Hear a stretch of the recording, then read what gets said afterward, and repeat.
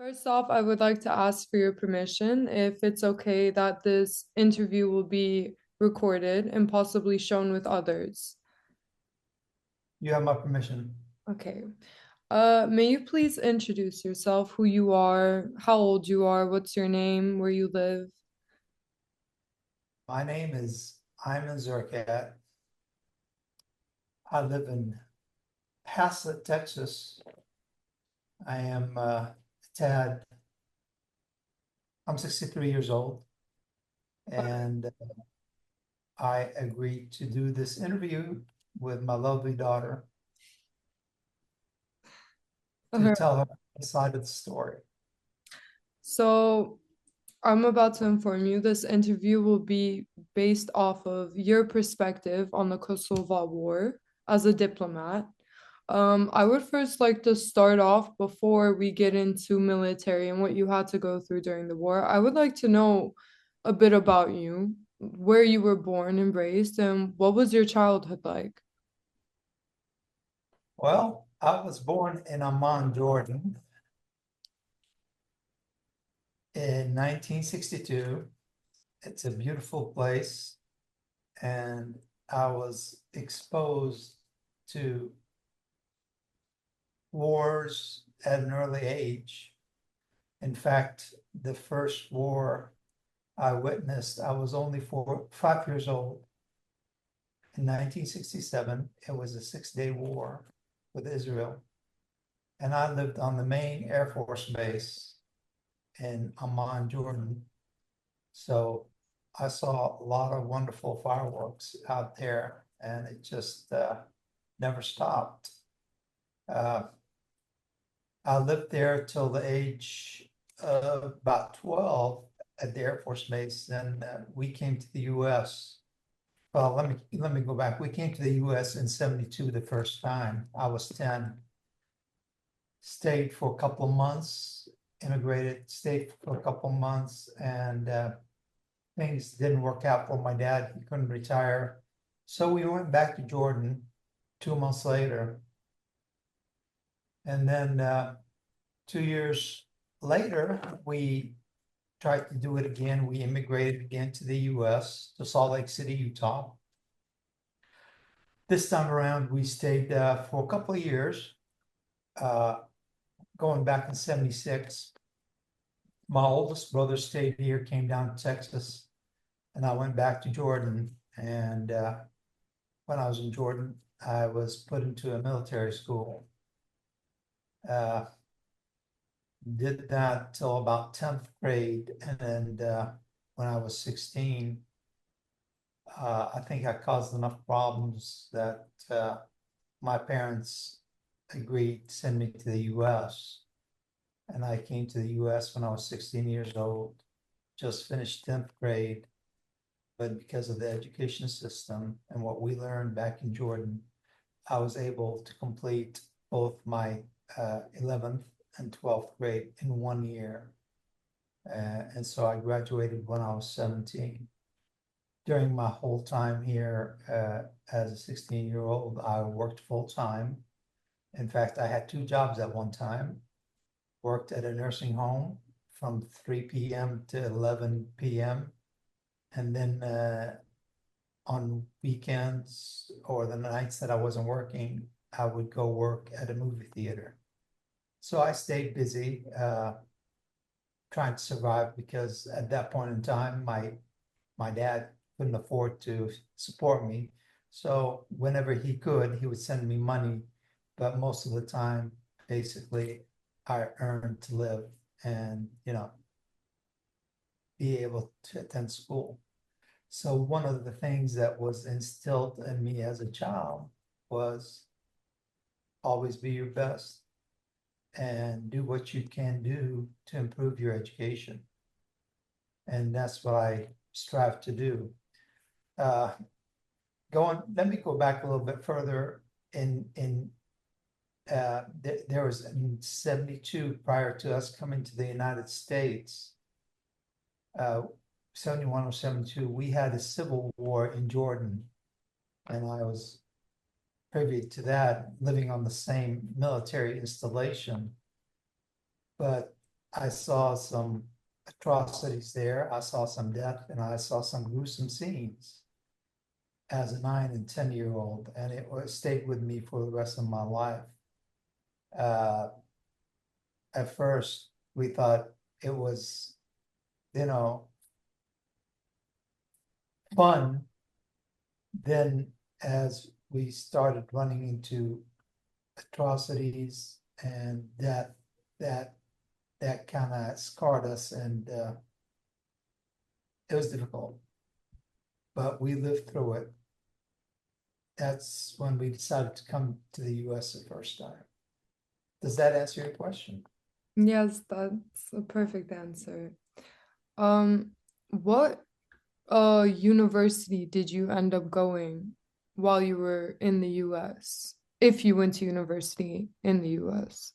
Well, so what happened was in 1978, 79, 78, when I came to the US, my goal was to join the military and get my education through the military. But the way I wanted to do it was basically start out as enlisted and then try to get into a military academy and get my education through the military academy. I chose the Air Force. And the reason I chose the Air Force at that point in time, and still does, has higher standards, higher requirements for those who want to join the military. So after high school, I graduated high school, and July 25th of 1979 is when I joined the Air Force. Well, it's funny, that's the same day when I had my open heart surgery.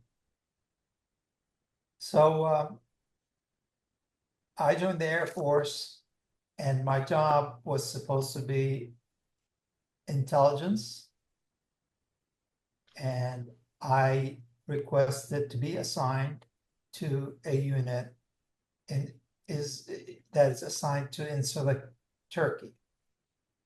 Okay, Incirlik is an Air Force base out there.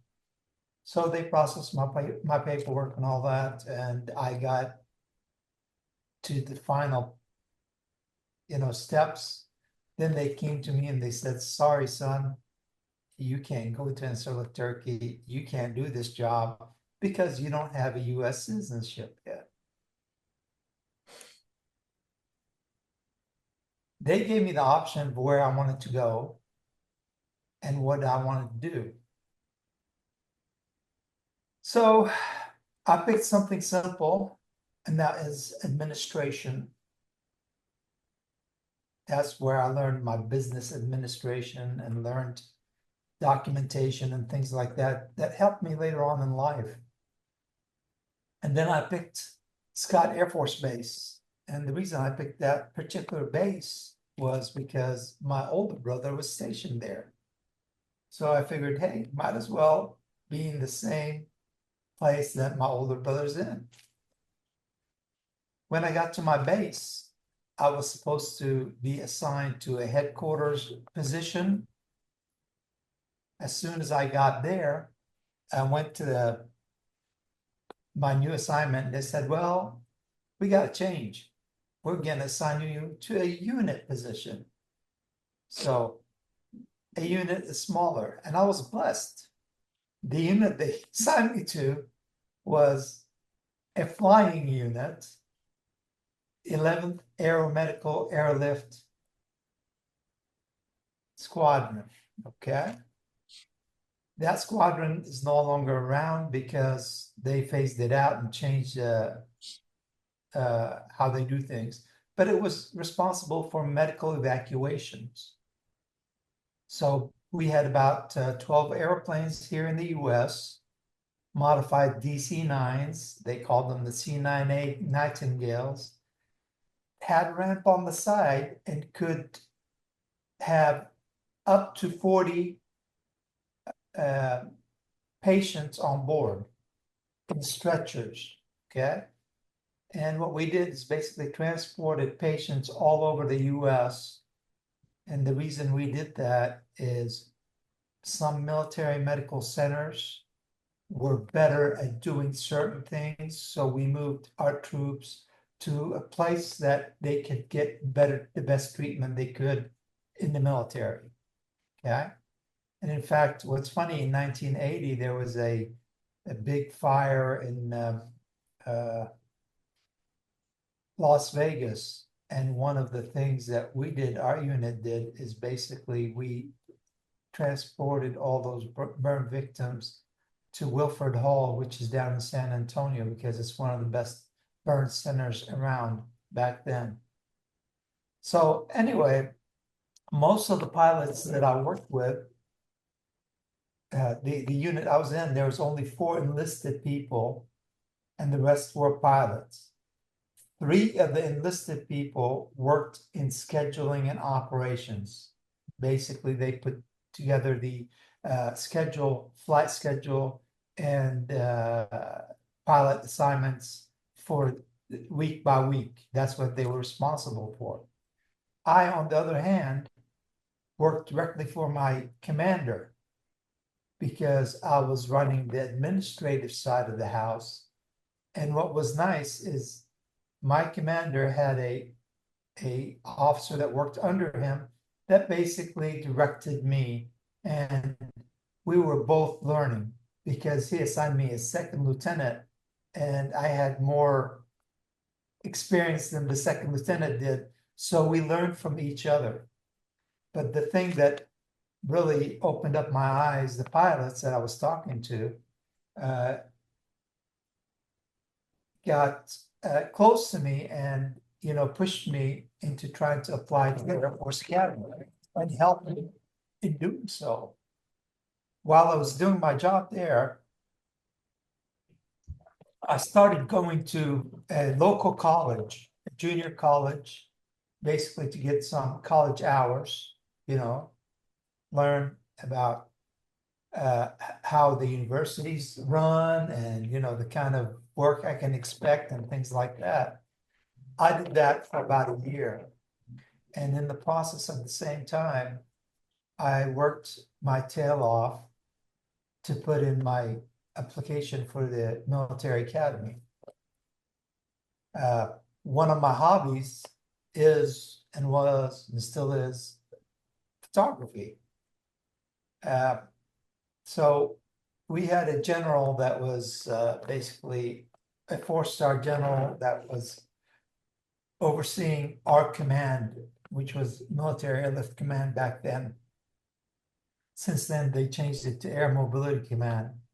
But the general's name was Heiser, Dutch Heiser. So my commander knew I was into photography, and they couldn't get anybody to work his retirement party. They asked me if I was interested. And that was my first exposure to the general. So I went there, took pictures, turned my photographs over. They liked what they saw.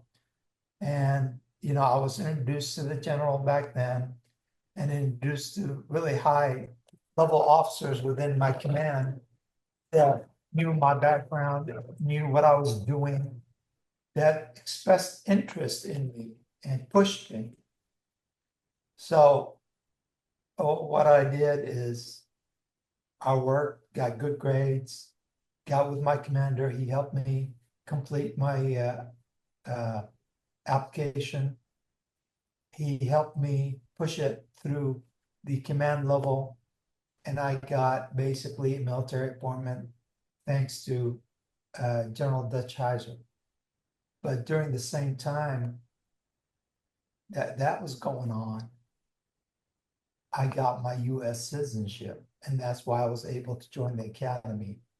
In the military academy, you can't be there if you don't have a U.S. citizenship or born in the U.S. Okay, so I had to get my citizenship before I applied to the Air Force Academy. And basically, it required a lot of work because usually you have to be in the U.S. 5 years before you can apply for a citizenship. However, I had a break in my time, but it was always less than a year that I was out of the country. and I had sufficient years, more than 3 years. So what I did is, in the process of the application, I did my paperwork for providing the necessary documentation to get my citizenship application through the system. I applied in, I believe in 80 or 81, and got accepted and went and got sworn in. And in fact, I had a posse that went with me. My commander, a couple of officers that I worked with, and a couple of ladies that I worked with. That we took a U.S. Air Force band to East St. Louis, got sworn in, and became a citizen. And after that, it was all downhill because immediately after that, I got accepted to the academy and I went to the Air Force Academy. Unfortunately, while I was at the academy, I got injured. So I spent about 4.5 months in the hospital. And then they reevaluated me and deemed that I was no longer qualified. So I got a medical discharge out of the academy. But it was unfortunate because at that point in time, I was, even though I wore glasses, I was pilot qualified. And that's one of the things that I wanted to do in my life, is be a pilot. Unfortunately, that didn't happen. I came out and spent about 3-4 months in Salt Lake City, then moved to Texas and went to the University of Texas at Arlington. Initially, I started studying engineering, but because now I was more of having to be able to live and go to school at the same time, engineering would have been very difficult, working full-time and going to school full-time. So I changed my degree to accounting. That lasted for about 1 semester. That was for the birds. So from there was another option for me, and that was systems analysis, which is basically software engineering on the business side of the house. And it was something I enjoyed because it was logic, and I was able to deal with that. And I was able to finish my degree in 3 years. And that's what I did. I went into systems analysis. After graduating, I got hired by a company, and I worked for that company for almost 30 years.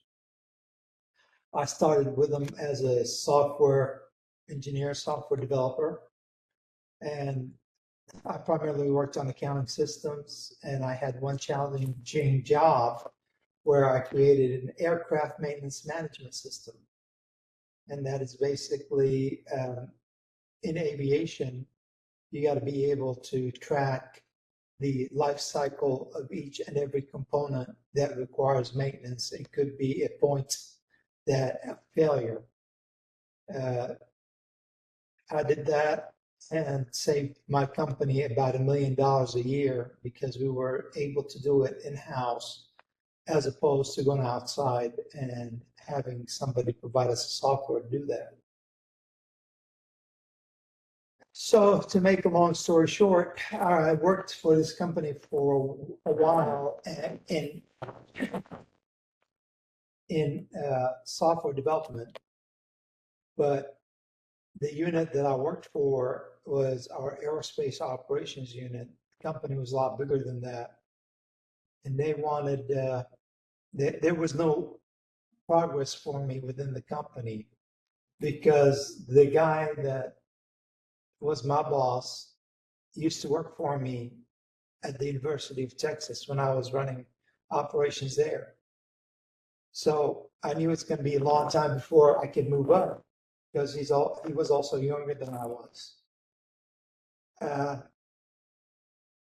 During the first few years, I learned a lot about aviation, about the company. I knew about aviation from the military, but there was an opportunity to do something different, and that was actually working on contracts bidding contracts and winning contracts for the company. Excuse me. So I went to the contracts department and started basically bidding contracts. And that's where I learned the contractual side of the house, how to set up operations from a financial perspective, how to work on making profit, even though you bid profit, but you got to run it to make more profit. Okay, so you got to find efficiencies, find smarter ways of doing things. So I bid several different contracts and was successful at winning them. And then, excuse me, in 1990, Kuwait was attacked by their northern neighbor, Iraq. Saddam Hussein invaded Kuwait. As a result, we had the Desert Storm that was led by the United States and had many countries that joined in to push the Iraqis back and get Kuwait back to their proper owners.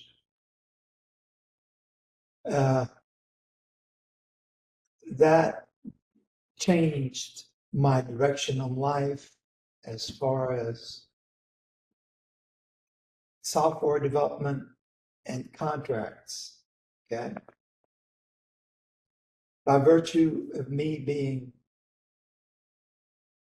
of Arab descent and being able to speak Arabic, and also my military background working with aviation, and then my background that I gained over the few months that I was in contracts, they asked me to go to the first Gulf War.